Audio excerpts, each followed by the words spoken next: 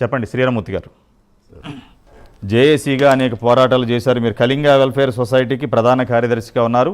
అలాగే హైకోర్టుకు వెళ్ళారు, సుప్రీంకోర్టుకు వెళ్ళారు, అన్ని మెట్లు ఎక్కేశారు. ఎక్కిన తర్వాత దీన్ని ఏదోటి చేయాలి, ఉద్యమం రూపంలో తీసుకురావాలని 26 కులాలతో కలిపి అప్పుడు మీరు ఒక జేఏసీగా కండిపోయిన శ్రీనివాస్ సెట్టిబలిద ఒక మీ అసోసియేషన్ ప్రెసిడెంట్గా, మీరు ప్రధాన కార్యదర్శిగా, ఇలాగ బాబురావు గారు, ప్రభాకర్ గారు, వీళ్ళందరూ మీరు ఒక అసోసియేషన్కి ఏర్పడి అనేక మంది ఎమ్మెల్యేలు ఎంపీలతో కలిసి మళ్ళీ లెటర్లు ఇవ్వటం అదంతా చేసుకొచ్చారు. కానీ 26 కులాలకి ఒక జేఏసీకి ఏర్పడ్డాక ఏ రోజైనా మీకు ముఖ్యమంత్రి అపాయింట్మెంట్ దొరికిందా ఆ రోజుల్లో? ఇప్పటివరకు అదే మా దౌర్భాగ్యం అని మేము ఫీల్ అవుతున్నాం అసలు. ఎందుకంటే గత ముఖ్యమంత్రి గారు కానీ ఇప్పుడు ముఖ్యమంత్రి గారు కానీ మాకు అపాయింట్మెంట్ ఇవ్వలేదు. ఇంత తీవ్రమైన ఇంత అన్యాయం అయిపోయినటువంటి ఇలాంటి విషయాన్ని వాళ్ళు అంటే అసలు సీరియస్గా తీసుకోలేదంటే నిజంగా మా యొక్క ఈ 26 కులాల దౌర్భాగ్యాన్ని మేము ఫీల్ అవుతున్నాం. బట్ ఇప్పటికైనా ఏంటంటే ప్రభుత్వం మేల్కొని మీ ఛానల్ ద్వారా దీన్ని గత ఇంచుమించు నెలన్నర నుంచి మా విషయాన్ని మీరు పరిగణలో తీసుకొని ఈ కులాలకు ఎలాగైనా మేలు చేయాలనే ఉద్దేశంతో డిబేట్ చేపట్టడం ద్వారా వచ్చినటువంటి చలనంతో ఇవాళ తెలంగాణ బీసీ కమిషన్ ఒక నోటిఫికేషన్ విడుదల చేయడం, అదేవిధంగా ఏంటంటే ఈ కులాల యొక్క స్థితిగతుల్ని మళ్ళీ సబ్మిట్ చేయమని అడగటం, ఇవంతా కొంచెం అంటే ఆశాజనకంగా ఉంది. అయితే ఒక జేఏసీగా మేము చెప్పేది ఏంటంటే ఇప్పుడు తెలంగాణలో ఉన్నటువంటి ఇప్పుడు చెప్పారు మన గౌరవ ఎమ్మెల్యే గారు శేర్లింగంపల్లి ఎమ్మెల్యే గారు గాంధీ గారు కానీ, అలాగే కుకట్పల్లి నియోజకవర్గం ఎమ్మెల్యే గారు మన మాధవరం కృష్ణారావు గారు కానీ, వీళ్ళంతా ఇప్పుడు ఏంటంటే మీ వెన్నంటే ఉంటాం, మీ సమస్య పరిష్కరించేంత వరకు మేము మీకు తోడు ఉంటాం, అవసరమైతే మిగతా ఎమ్మెల్యేలందరినీ కూడా పోటీ కట్టుకుని వెళ్దామని చెప్పడం నిజంగా చాలా ఆశాజనకం. ధన్యవాదాలు కూడా తెలుపుతున్నాం సార్. ఇంకో విషయం ఏంటంటే ఈ మీడియా ద్వారా నేను విజ్ఞప్తి చేసేది ఏంటంటే ఈ ఎఫెక్ట్ అయినటువంటి 26 కులాలకు సంబంధించిన వాళ్ళు అంటే మనం చెప్పాలంటే పోలినాటి వేలమ, కొప్పల వేలమ, తూర్పు కాపు, గవర, సెట్టిబలిజ, కళింగ, పొందర, కూరాకుల ఇలాంటి కులాలన్నీ కూడా ఈ కులాల నుంచి ప్రాతినిధ్యం వహిస్తున్నట్టు అంటే తెలంగాణలో అయితే ఎలాంటి రాజకీయ ప్రాతినిధ్యం ఈ కులాలకి ఎవరికీ లేదు, ఈవెన్ ఒక వార్డు మెంబర్ కూడా లేరు చెప్పాలంటే. అలాంటిది ఆంధ్రప్రదేశ్లో మాత్రం ఈ కులాలకు సంబంధించిన వాళ్ళు చాలా మంచి పదవుల్లో అంటే అనుభవించారు, ఇప్పుడు ఉన్నారు, పదవుల్లో ఉన్నారు. ఇలాంటి నాయకులకి ఈ మీడియా ద్వారా విజ్ఞప్తి ఏంటంటే ఇప్పుడు ఈ నోటిఫికేషన్ ఏదైతే వచ్చిందో దీనికి అఫిడవిట్ సమర్పించే ఈ టైంలో అంటే ఈ 31వ తారీఖు నుంచి 13 జూన్ వరకు, ముఖ్యంగా చెప్పాలంటే 9, 10, 11 తారీఖుల జూన్, ఈ 3 తారీఖుల్లో ఏదో ఒక రోజు మీరు మీ కులాన్ని, ఆ కులంలో పుట్టారు, ఆ కులం ద్వారానే మీరు ఆ పదవులను అలంకరించారు, అనుభవిస్తున్నారు. సో ఆ ఒక్క కృతజ్ఞతతో మీరు ఈ యొక్క కమిషన్ ముందు హాజరై మన యొక్క కులం యొక్క స్థితిగతుల్ని, పరిస్థితుల్ని రాజకీయంగా మీరు ఇన్ఫ్లుయెన్స్ చేస్తారా, లేకపోతే సామాజికంగా మన ఆర్థిక సామాజిక పరిస్థితులను మీరు విన్నవిస్తారా, ఏదైనా చేసి ఇప్పటికైనా, ఎందుకంటే గత 11 సంవత్సరాలుగా అక్కడ 2 ప్రభుత్వాలు అక్కడ మారాయి, ఇక్కడ 2 ప్రభుత్వాలు మారాయి.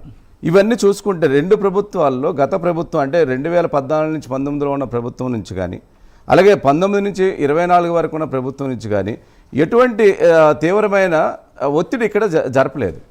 అన్నిటికంటే ఇంకోటి ఏంటంటే మేము సుప్రీంకోర్టులో కేసు చేసేటప్పుడు తెలంగాణ ప్రభుత్వంతో పాటు, తెలంగాణ బీసీ కమిషన్తో పాటు, తెలంగాణ బీసీ వెల్ఫేర్ డిపార్ట్మెంట్తో పాటు ఆంధ్రప్రదేశ్కు సంబంధించినటువంటి బీసీ వెల్ఫేర్ డిపార్ట్మెంట్ కానీ ఆంధ్రప్రదేశ్ ప్రభుత్వాన్ని కానీ కూడా పార్టీని చేశాం. ఇప్పటి వరకు సుప్రీంకోర్టులో అటు ఆంధ్రప్రదేశ్ నుంచి కూడా అయ్యో ఈ రాష్ట్రం నుంచి ఎప్పుడో అనాది నుంచి ఉన్నటువంటి కులాలు వలస అంటే బ్రతుకు తెరువు కోసం అలాంటి ప్రాంతానికి వెళ్ళి ఇలా అన్యాయం అయిపోయారు, దీన్ని మేము తీవ్రంగా పరిగణించాలి, మేము కూడా దీనికి స్పందించాలని ఒక ఇది ఈ రోజు వరకు చర్య తీసుకోలేదంటే ఇవాళ మేము తెలంగాణ ప్రభుత్వాన్ని ఎంత నిందిస్తున్నామో అలా అదేవిధంగా ఆంధ్రప్రదేశ్ ప్రభుత్వాన్ని కూడా నిందించాల్సిన పరిస్థితి వచ్చింది. గత 2 ప్రభుత్వాలు అంటే ఇప్పుడు నడుస్తున్న ప్రభుత్వం కానీ, గత ప్రభుత్వం కానీ, అంతకుముందు ప్రభుత్వం కానీ. సో ఇప్పటికైనా ఏంటంటే మా రిక్వెస్ట్ ఏంటంటే ప్రతి ఒక్కరూ అట్లీస్ట్ ఈ కులంలో పుట్టిన వాళ్ళు, ఈ కులం నుంచి అనుభవిస్తున్న వాళ్ళు, పదవులు అనుభవిస్తున్న వాళ్ళు ఇప్పటికైనా మీరు ఒక ప్రజాప్రతినిధులుగా, కుల ప్రతినిధులుగా అంటే కనీసం చెప్పాలంటే ఒక మానవతావాదంతో ముందుకొచ్చి మాకు సాయం చేసే పద్ధతిలో నిలబడాలని చెప్పేసి మేము ఈ మీడియా ద్వారా రిక్వెస్ట్ చేస్తున్నాం సార్. ఓకే శ్రీనివాస్ గారు చెప్పండి, 2014లో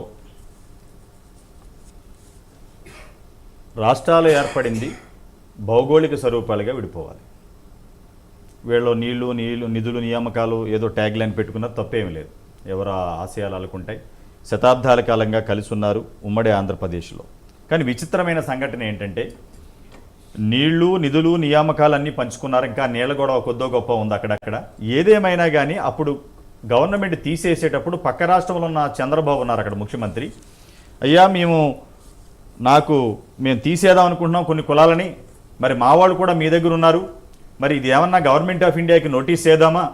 only section 6 of 2004 reorganisation act only ఏం చెప్పిందంటే ఇద్దరు సలహాదారులు, ఇప్పుడు ఒక గవర్నర్కి 2 సలహాదారులను పెట్టి విభజించారు. వాళ్ళకి ఏమన్నా 2 సలహాదారులు అంటే ఒకళ్ళు బిలాంగ్స్ టు తెలంగాణకు, ఒకళ్ళు ఏపీకి అడ్వైజర్లుగా ఉంటూ గవర్నర్కి నివేదిస్తూ ఉంటారన్నమాట.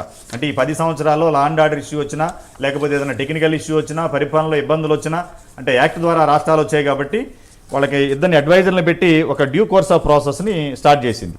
కానీ అప్పుడు ఇక్కడ తెలంగాణ అధినేతగా ఉన్న ముఖ్యమంత్రి కేసీఆర్ గారు చేసిన విషయం ఏమిటంటే, పక్కనున్న రాష్ట్రంలో కొంతమందిని ఇక్కడ తీసేస్తున్నాను, ఎఫెక్ట్ అవుతారు 26 కులాలు, కొన్ని లక్షల మంది, పక్కనున్న రాష్ట్ర ముఖ్యమంత్రితో కూడా మాట్లాడి, ఎందుకంటే అప్పుడు బీసీ కమిషన్ లేదు, అప్పుడు అక్కడ లేదు ఇక్కడ లేదు, ఎందుకంటే కొత్త యాక్ట్ వచ్చింది, ఇంప్లిమెంటేషన్ చేసుకోవాలి, అసెంబ్లీలో మండలిలో బిల్లు పెట్టాలి, తద్వారా చట్టాలు ఏర్పాటు చేసుకోవాలి.